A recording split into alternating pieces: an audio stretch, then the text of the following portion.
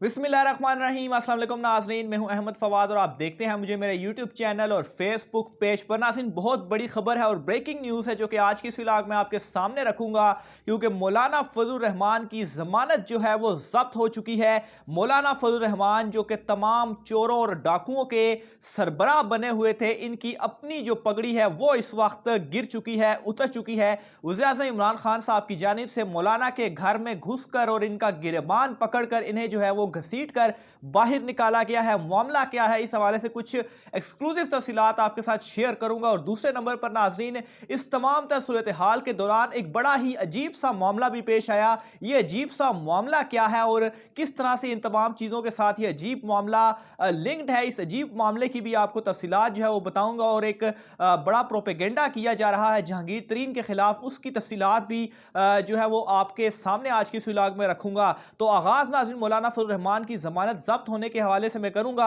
तो KPK में जो बल्दियाती इंतखाबात हुए नाज़रीन, इसमें बहुत बड़ी कामयाबी वज़ीर-ए-आज़म इमरान खान साहब को जो है वो हासिल हुई है। पाकिस्तान तहरीक इंसाफ के उमर अमीन गंडापुर सिटी मेयर डेरा इस्माइल खान की सीट पर कामयाब जो है वो ठहरे हैं। और ये चीज़ नाज़रीन वाज़े रहे कि ये जो हल्का था, ये जो इलाका था, ये मौलाना फजलुर रहमान का अपना इलाका था और ये उनका गढ़ जो है वो समझा जाता है। जिस तरह से पंजाब में लाहौर नवाज लीग का गढ़ समझा जाता है, इसी तरह से ये मौलाना का गढ़ था। और बड़ी शिकस्त यहाँ से मौलाना फजलुर रहमान को हुई है। उनके अपने लोगों ने उन्हें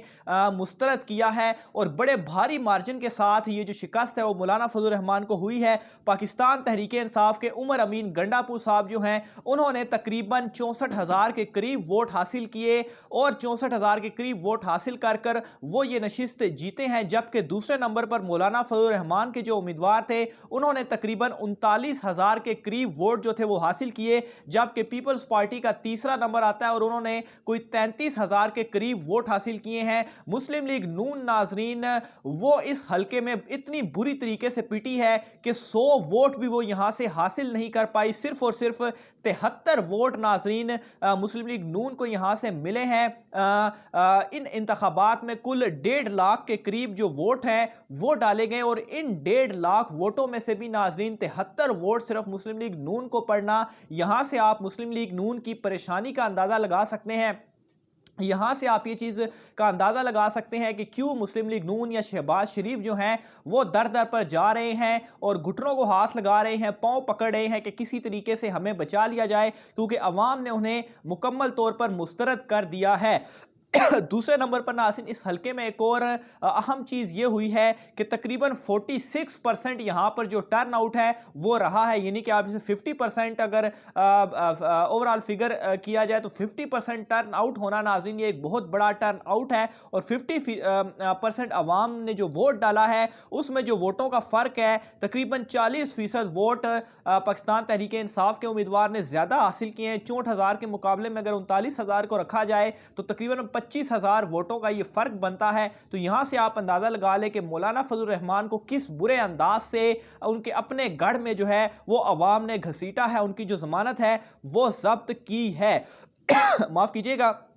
इसके अलावा नाज़रीन उमर अमीन गंडापुर के हवाले से मज़ीद कुछ तफसीलात आपके सामने मैं ये भी रखता चलूँ कि उमर अमीन गंडापुर साहब की ज़मानत जो थी वो इलेक्शन कमीशन ऑफ इन्हें नाअहल करार दिया गया था इलेक्शन कमीशन ऑफ पाकिस्तान की जानिब से इंतखाबात से कुछ रोज़ कबल ही। लेकिन जब वो फैसला इस्लामाबाद हाई कोर्ट में चैलेंज हुआ तो इस्लामाबाद हाई कोर्ट ने उस फैसले को मुस्तरद कर दिया। तो ये नाज़रीन आप यहाँ से भी देख लें कि किस तरह से इतना बड़ा उम्मीदवार था पाकिस्तान तहरीक इंसाफ का जिसे नाअहल करार दिया गया और फिर इस्लामाबाद हाई कोर्ट ने जो है वो इसे फैसले को जो है वो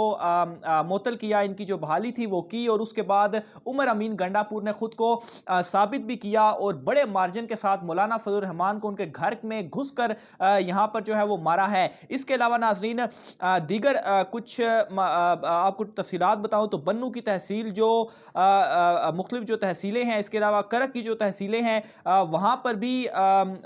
जो चेयरमैन की नशिस्तें हैं पाकिस्तान तहरीक इंसाफ, वहाँ पर भी भारी بھاری ووٹوں کے مارجن سے جو ہے وہ کامیاب ہوئی ہے، اور وہ لوگ جو یہ کہہ رہے تھے کہ پہلے فیز میں بلدیاتی انتخابات میں کپتان کو شکست ہوئی ہے، اب وہ منہ چھپاتے ہوئے پھر رہے ہیں، اور اب ناظرین جو دوسرا فیز شروع ہونے جا رہا ہے وہ بھی غالباً مارچ کے آخر میں شروع ہوگا، تو وہاں پر بھی آپ یہ دیکھیں گے کہ اسی طرح کے نتائج سامنے آئیں گے، اور وہاں پر بھی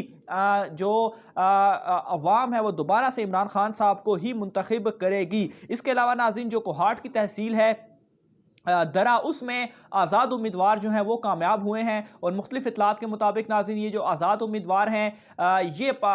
آگے چل کر پاکستان تحریک انصاف میں جو ہے وہ شامل ہو جائیں گے۔ دوسرے نمبر پر ناظرین میں نے آپ سے کہا تھا کہ ایک بڑی عجیب خبر کے حوالے سے بھی میں آپ کو آگاہ کروں گا، وہ خبر یہ ہے کہ چونکہ عمر امین گنڈاپور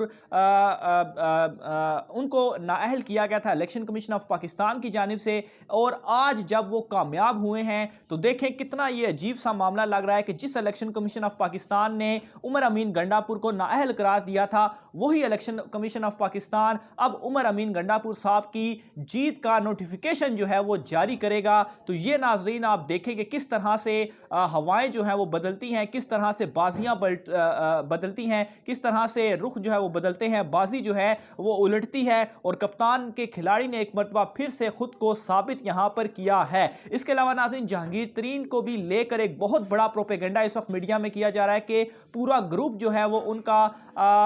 وہ شاید عمران خان صاحب کو چھوڑ جائے گا، اور ایک اور بڑی خبر جو اس وقت سوشل میڈیا میں پھیلائی گئی وہ یہ تھی کہ جہانگیر ترین نے مولانا فضل الرحمان سے رات کا اندھیرے کا فائدہ اٹھاتے ہوئے ان سے ملاقات جو ہے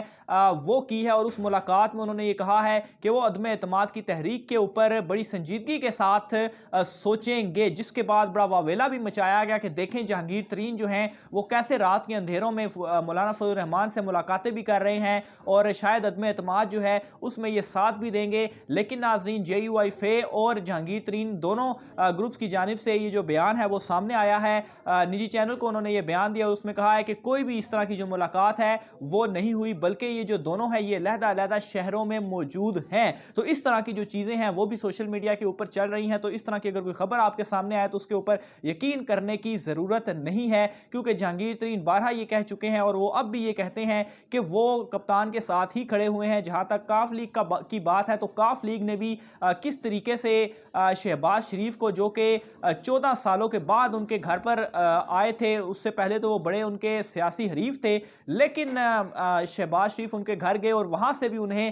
وہ کہیں کہ چٹا انکار جو ہے وہ پنجابی میں کہتے ہیں وہ ان کو وہاں سے ملا ہے، بلکہ ناظرین وہاں پر حالات اس قدر وہ ہو چکے تھے کہ شہباز شریف نے ڈر کے مارے کھلے انداز میں بات ہی نہیں کر پائے کہ آپ ہمارا ساتھ دیں۔ آخر وہ کس منہ سے بات کرتے یا کن چیزوں کو سامنے رکھتے کہ آپ ہمارا ساتھ جو ہے وہ دیں، کیونکہ کاف لیگ بڑے واضح طور پر انکار کر چکی ہے، اور وہ یہ کہہ چکی ہے کہ وہ کسی صورت کپتان کا موجودہ حکومت کے ساتھ نہیں چھوڑیں گے، وہ 5 سال تک کا ان کا وعدہ ہے اور وہ کپتان کے ساتھ کھڑے رہیں گے۔ 2023 میں کیا صورتحال ہوتی ہے وہ پھر چونکہ حکومت سے علیحدہ ہو جائیں گے، پھر اس کے بعد مل کر معاملات کو دیکھیں گے، اور یقیناً وہ دوبارہ اسی حکومت کے ساتھ عمران خان صاحب کے ساتھ ہی جڑنا پسند کریں گے۔ تو یہ ناظرین آج کی بہت اہم تفصیلات تھیں، اپنی رائے کا اظہار کمنٹ باکس میں لازمی کیجیے گا۔ آج کی ویلاگ سے اتنا ہی، مجھے اجازت دیجیے، اللہ حافظ۔